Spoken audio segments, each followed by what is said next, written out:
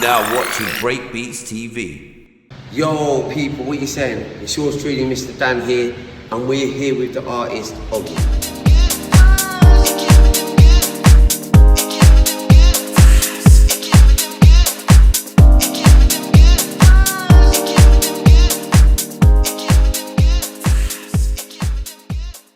Yes, Dan. Do you know, I'm so happy that we're doing this because I've known this man for like over 20 years. So yeah, I know you got some questions for me, so fire away, bro. Oggie, you're going to be performing down at the Feast from the East on the 11th of June. Can you tell us about the songs you're performing and where you got the inspiration for these songs? Okay, so yeah, I'm performing in Romford for Feast from the East, which is on June the 11th. But the event is run by Intravenous Events, so check out their website for ticket prices and all that sort of stuff. But yeah, basically it's a bottomless brunch. It's going to be so much fun. I'm really excited about doing it. I'm doing two 45-minute sets. The set compiles of some original stuff that you might know from me, a bit of All I Want to Do, which I had out with Ed Case, You, which was like my own single that featured GZ, and also I guess the song that most people might know me for is a cover of Alias's Follow Me. We did a UK garage version in 2004. So yeah, there'll be a nice little garage set in there. I've been doing a lot of house lately, so there'll be some house tunes, a lot of covers, like a bit of Van Helden. Then there'll also be like some 90s R&B, because I just love 90s R&B. We've got some Bobby Brown in there. We've got some Montel Jordan in there. Also, you know, some of my favourite artists, Michael Jackson, we'll be doing some odes to him from the 80s, bit of Justin Timberlake, some Prince. There's a mix and it's going to be an absolute vibe. I've made sure I've picked party tunes. It's summer. I wanted to pick songs that people are going to just have a lot of fun with, as well as throw in some original stuff from me. Oggie, how did you get started in the music industry? Okay, so I got started in the music industry pretty much from when I started primary school. And I say that because I had, you know, really Deptford, which is where I was born and bred, is a very, very musical and arty area. There's a lot of music going on all the time. And literally, I was in a lot of plays, I was doing a lot of music in school. When I went to secondary school, I had a great music teacher called Judy Copeland, who taught us how to songwrite, which when I grew up, I found that was very, very rare for you to have that in secondary school. But we got taught how to write songs, and if you wanted to perform in assemblies, you had to write your own stuff, you know, which was really, you know, it was great to learn that at such a young age. And my first professional job was doing backing vocals on a Gloria Hunniford, I don't know if you remember the presenter. Gloria Hunniford had done a song for children in need, and she needed a choir of kids to back it up. It was called Give the Children Back Their Childhood. So that was like my first taste of professionalism, and that's kind of what got me started. From then on, I was in several groups. The first group called New Agenda, with two friends of mine in school. We used to perform a lot locally in the area. Then I went on to university. I did a BA in commercial music, and I think from then after that I started to kind of do the whole solo thing. You know, look, I was doing a lot of production at that time, and then yeah, skipped a few years later and loads of other stuff. Eventually ended up releasing Follow Me, and that sort of gave me a platform, I would say. So, Oggs, what's the most nerve-wracking performance you've ever had to do, and what is the reason for that? There's been a few, but I would say the one that springs to mind is, you know, I've been blessed by the Almighty, I would say, to have the opportunity to do backing vocals for my idols, the Jackson family. And the very first gig that I had to do with them, I was in such awe. I couldn't believe that, you know, Jermaine, Jackie, Tito and Marlon were just there. And I've never felt so overwhelmed with joy in my life. And it was like someone tapped me, is this real? And when I was on stage with them, I mean, their first performance, I've got little clips that I save on my phone. And a friend of mine, very good friend of mine that's known me since I was 5, was actually in the audience because it's in Birmingham and she moved there. So I think I spent most of the time looking at them than actually performing. Messed up all the choreography, but I was in you know, it was amazing. It was the most amazing feeling, and I've never been so nervous. When I got off stage, I cried because I just couldn't believe it. And it was like life had become full circle. So yeah, that was probably the most nerve-wracking performance, I would say, that I've ever done.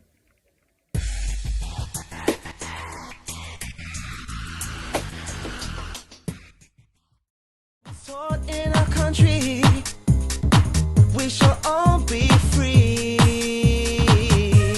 Follow me, why don't you follow me to a place where we can be free.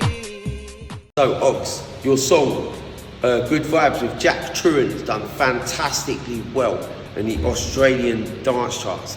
Have you got more collaborations coming up with Jack Truant? And if so, can you tell us a little bit about them, please? Right, so yeah, recently I had a track out at the end of last year called Good Vibes with a really cool producer called Jack Truant. And yeah, it got into the club chart in Australia and ended up getting to #2, which was so unexpected.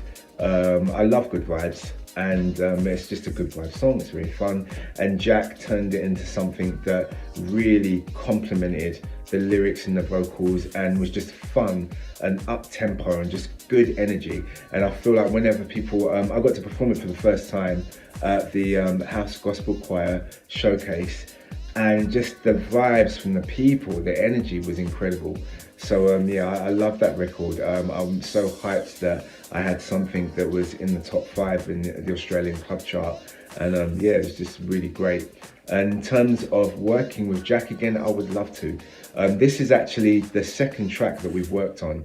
Initially, I had a single out with Seb Jr., who is also phenomenal, called Feels Good.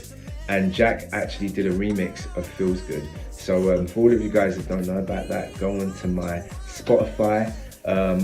If you type in House and Garage Oggie style, right, Oggie spelled O-G-G-I-E, onto Spotify, I have an entire playlist of all the house and garage songs that I've ever done. And so you'll get to hear loads of other stuff that I've released in other countries that most people wouldn't know. And yeah, check it out. I'm blessed, you're the best, and it all comes down to you. You are the center of my world. You make me proud. Have you got any more projects in the pipeline, and can you tell us a little bit about them?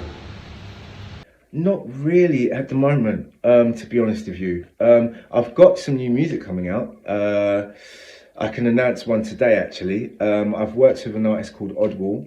He's a producer, and he kind of knew me from the garage days, but he produces a lot of everything. He's very versatile, you know, R&B, garage, you know, just a bit of everything, really. So he's about to release his second album called Imposter Syndrome.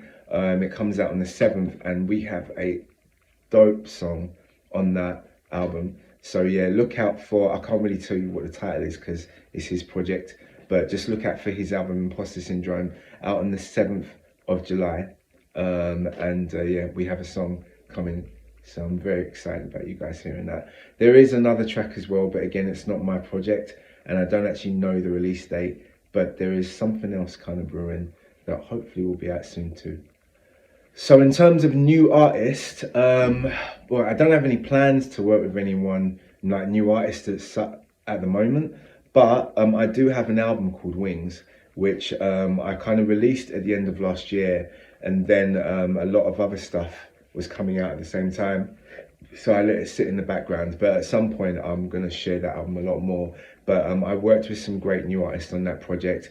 I worked with a rapper called King D.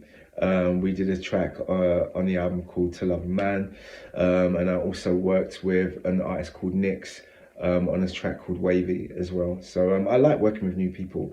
I just like working with people that come with like talent. Do you know what I mean? They've got something special and different about them, and they're just like fun to work with, you know. Pretty simple.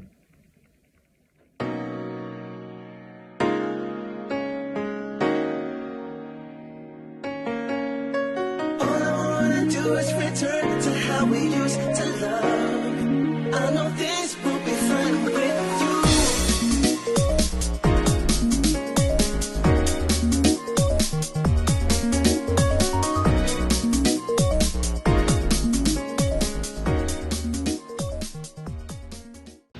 So Oggie, what has been your biggest achievement as a performer and why?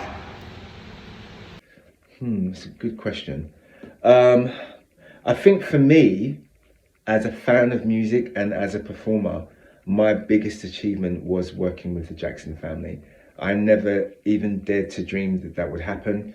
It was something that is beyond my bucket list. I wouldn't have even had the audacity to think that I could ever do that. So I think because that was so beyond any dream that I would have dared to have, for me personally, that is like my biggest achievement.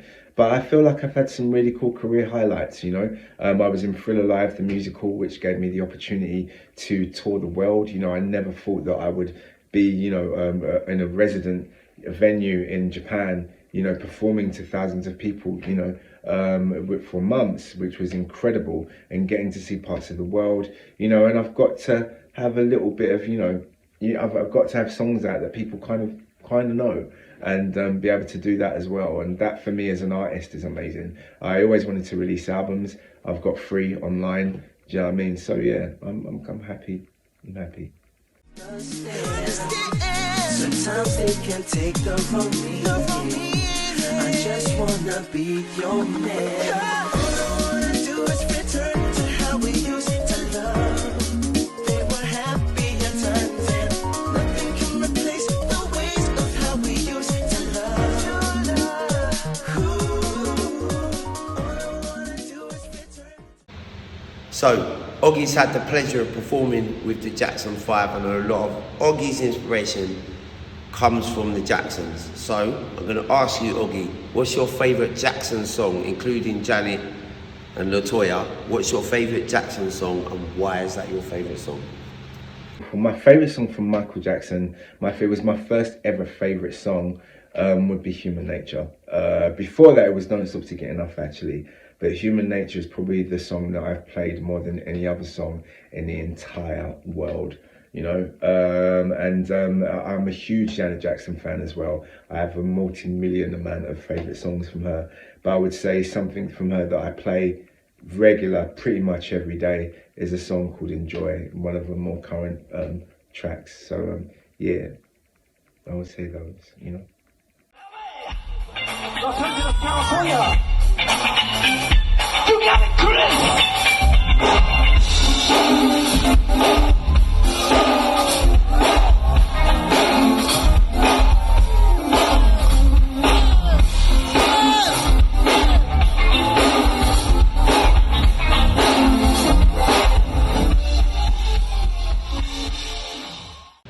Oggie, have you got any advice for aspiring artists, and if so, what is this? Be very focused, be very, have a lot of faith and have a lot of hope. I feel that human beings are capable of achieving anything, you know, but you have to have the right mindset. Focus on yourself. Never compare yourself to anybody else, because all of our journeys are our own, you know. What a next man is doing is what God has had set out for him. You know, what you're doing is what God has had set out for you. Whether your journey goes left or goes right, they are either lessons or they are blessings, and none of them are wasted. So be very, very focused. Never compare yourself to anybody else. Do you know what I mean? And be so open. Be as open as you can, artistically and creatively, and to life. Because the more open that you are with the style of music that you like, the art that you're watching, you know, the more you just learn. And the more you learn, the more unique that your work will be. And I would say that that was my advice. So Oggs, I know you've got to work with some top producers in the UK garage industry, people like Ed Case and Danny C. What would you say your best collaboration within that genre was? Oh, so in the past, yep, I've worked with Danny C from AIM Records. I've worked with Ed Case, who was my favourite producer to work with. Well, I would say both of them, as well as like a good few people. I've been very lucky to work with some really, really cool people. Danny was more like a label head. That was my first taste of kind of being signed to a label. He had AIM Records, and the only track we actually worked on in terms of production was Follow Me, and that session was probably one of the funniest sessions that I've ever participated in for so many reasons, but it's good memories, you know.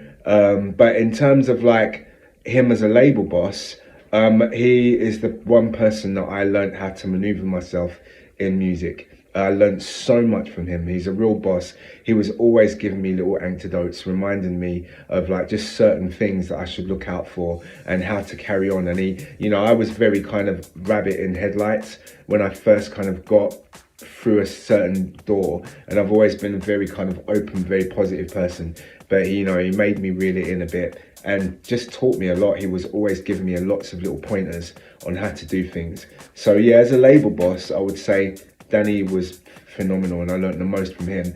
In terms of producers though, Ed Case was one of the best people I've ever worked with, and that's not to knock anyone else that I've ever worked with. I've worked with some great people. I've got to work with Shy Cookie, I've worked with producers overseas, you know, Seb Jr., Jess Bays, you know, but with Ed, we kind of like, we sat in the studio together. All I want to do was just like a magical experience. We both kind of studied each other's music at that point. He heard what I had out at the time, which I think was You, and you know, I knew of a lot of his work. So just, you know, how he was feeling, he put into that track in the keys, and it mimicked how I was feeling that day.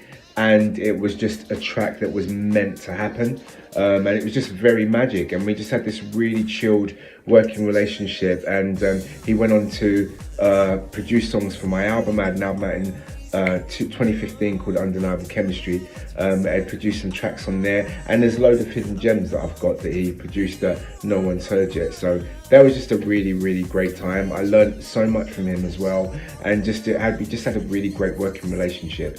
So it was cool. But shout out to every producer that I've ever worked with. I've been very, very lucky to work with some really, really cool people. Do you know what I mean? Even like Swiss from Soul Solid, you know, he was great to work with. There's been a lot of people. So shout out to all of them, really. Yeah, I just want to say thank you to you guys. Thank you, Dan, for doing this interview. You know, we got a chance to work together back in the day, and you know, you've always been a great vibe, always been supportive of my music. And I also want to shout out everybody from Intravenous Events. I'm really, really excited about working with you guys. I know that we're going to bring the vibes and the good energy, and I can't wait to see you and just be performing with everyone. All right? Thanks for having me. Yeah.